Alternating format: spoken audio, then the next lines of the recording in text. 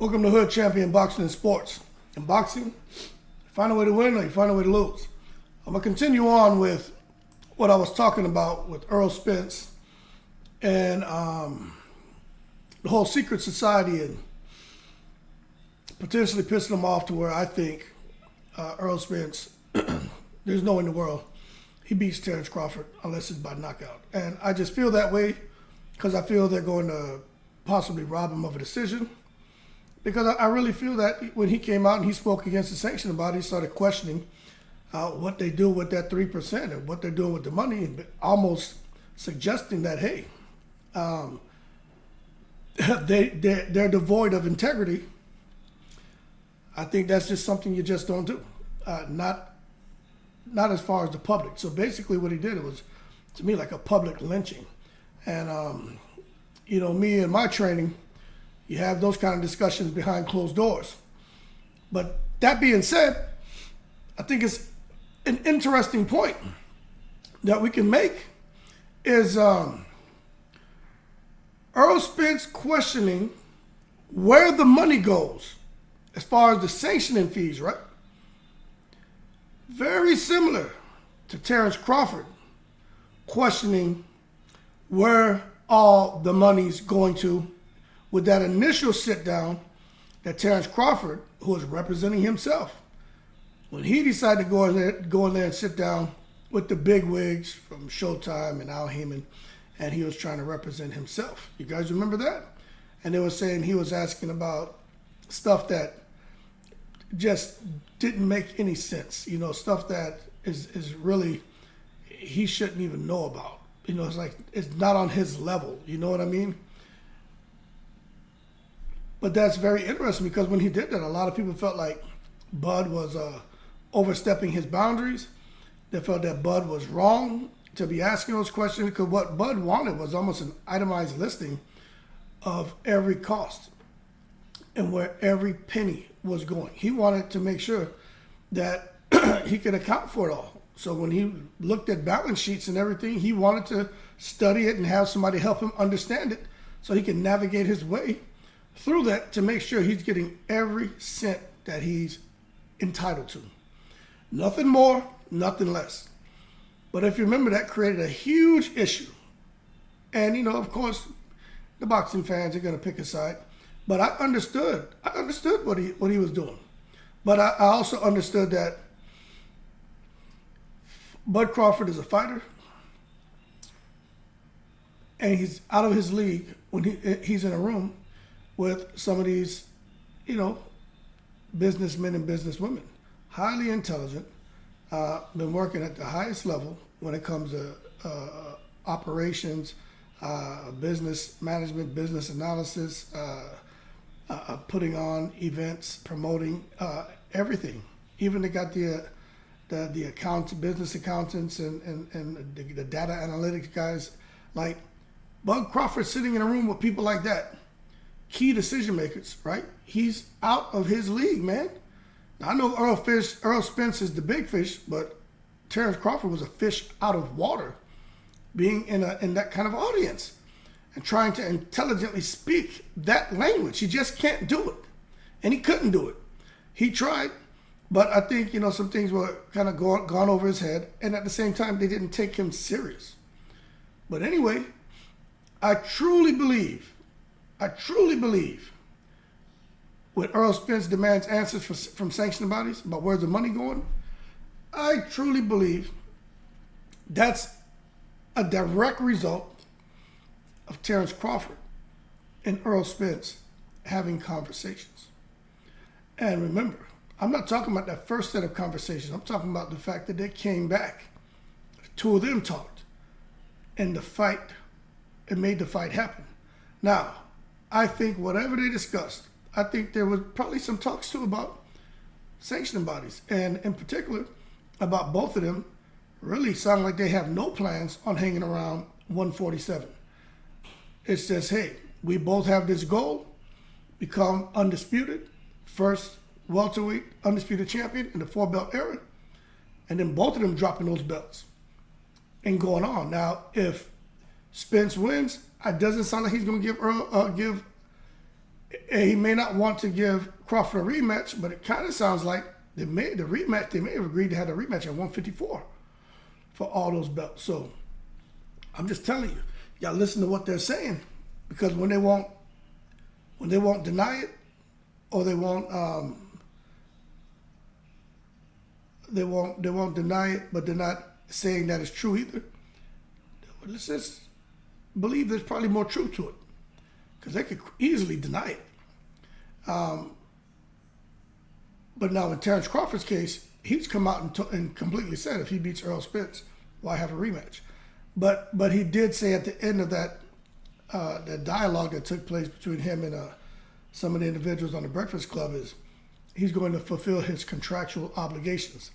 So if he's, if there's a rematch clause in there, it doesn't matter if Spence wants to give it or Crawford wants to give it, they have to give it. Now, my thing is, at what weight? Because I'm telling y'all, funky things are going on in boxing. Look at Danny Garcia and Lara.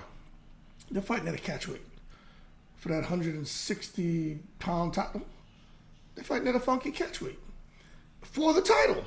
So understand this. Once they agree to it, the black and white doesn't matter to Michael Jackson, but it matters to Uncle Sam. And with black and white, I'm talking about ink to paper. Their signatures. And whatever's agreed to, if everybody signs off, then it is what it is. You could see the rematch for the undisputed distinction at 147 taking place at 154. Sounds crazy, right? Believe you me, it could happen. But coming back full circle, Errol Spence, Terence Crawford, my oh my, very interesting. How, I'm not saying the tables have turned, but how that initial push that Crawford had to be like, look, man, we need to understand all this, all of this, all the money. You just understand Al and back ends, and I get that, but where's all your money going? No, it's not just about me. Where's your money going, brother? Now, Errol Spence want to know where the hell his money's going. It don't sound like he's questioning Al, but Earl's posted something out there on Twitter about something about, people on the team and like true colors or snakes or something. Something he posted. I should have probably screenshot that. But, I just ain't got time to be everything that comes up that's great content to try to make a video. Kids are out of school now, so I'm busy as hell. But what I'll tell you is pay attention to what's going on. I think Errol Spence and Crawford, there's more to those two right now as far as the rapport that's been formed. And that rapport is firming up. And as they fight on 29 July and bring the best out of each other, I think that rapport is going to be solidified. Even going into a rematch. You could see those two guys who say, hey, they feel each other's kind of cool, but they're not friends. You could see them developing a Gotti Ward relationship if, in fact, they decide to have a second and third fight. But I can tell you already, there's something that happened between those two for them both to say, aha. Because you listen to Errol Spence now. We already know Crawford's about his dough. Let me tell you something. Tyson Fury's about his dough. Anthony Joshua's about his dough. Wilder's about his dough. They've said it. That's all it's about, the money, right? And let me tell you something. Crawford is about his dough. And Errol Spence just said he's all about making sure he's okay. The lifestyle he lives today, he can live it once he retires. His kids, everything, nothing changes. The belts and all that crap doesn't matter. Still wants to be the best and prove he's the best, but don't care about those belts. So let me tell y'all something.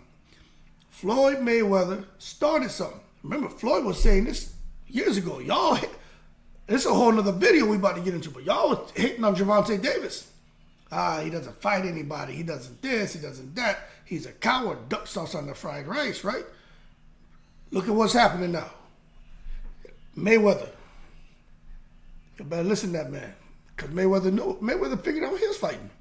Paying these people all this money. Basically, I'm paying them. I'm buying the belt. If I don't pay them, I don't get the belt. So what happens when you give money to somebody and you get in exchange for something? Right? You purchased it. They don't want to buy belts. Mayweather stopped doing that. We all know. I heard some other day, some genius, Floyd Mayweather, who never became undisputed. Yo, anyone out here who just followed Floyd's career just a little bit would tell you, if Floyd wanted to be undisputed, if he could get back, let's just say, back in the day, if he could have made 126, then at 130, 135, 140, 147, 154, 160, probably stop at 160, right? Floyd Mayweather could have been undisputed in all those weight divisions. He could have. I'm telling you, he could have. But for what? And Floyd did it right. Look at all the money he made. Look at these guys who are champions. They got all the accolades. For what? I'm retired, man. I got a bunch of shit over here, man. Trophies and awards and all that, and so-and-so of the year and so-and-so of the month. And, you know, out of 337 people, man, you know, I stratified number 3 and promoted it first time, you know, all this crap going on. That's cool to look at it, you know, but that's, if you ask me, what would you have rather received? That award, right? Or $10,000?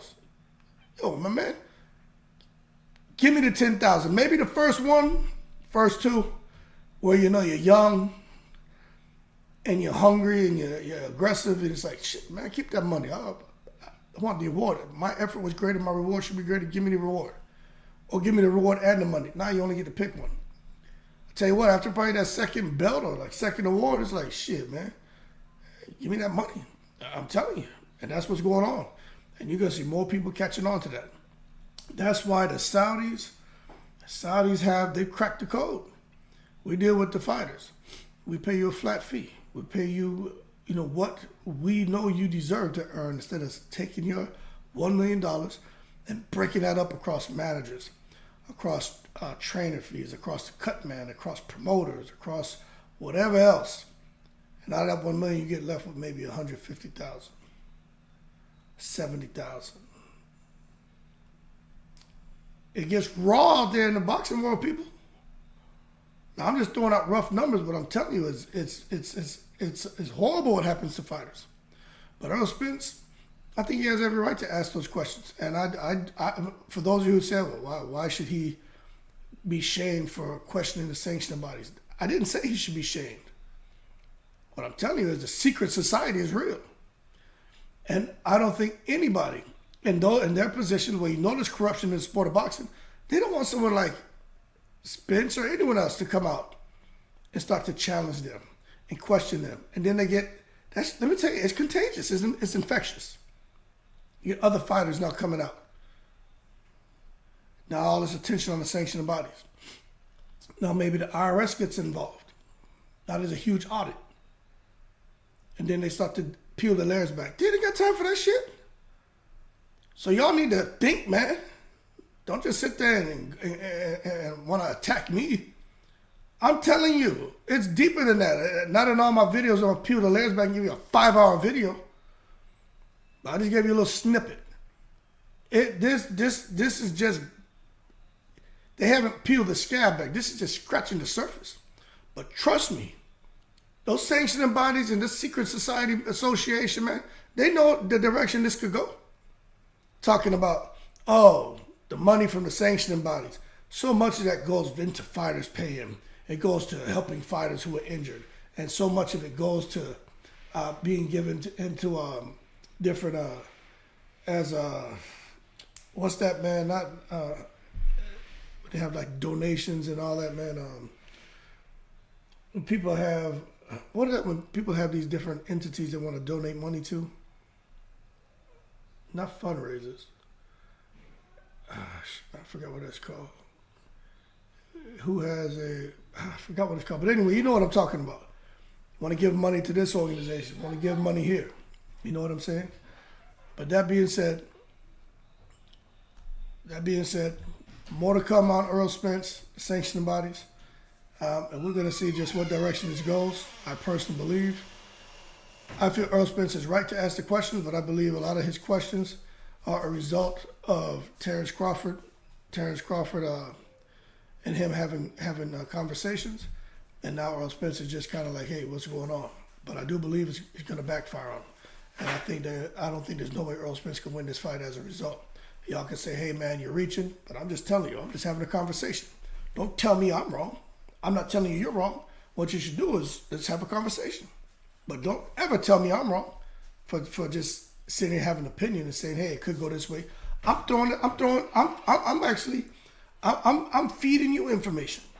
I'm throwing topics. We're brainstorming. We're having conversations. So let's have a conversation. But don't come out there talking about, oh, you're wrong. Man, get out of here with that. You have not added to the conversation. Right? That being said, y'all keep cool. Shout out to the veterans, all 7 continents. In the breeze.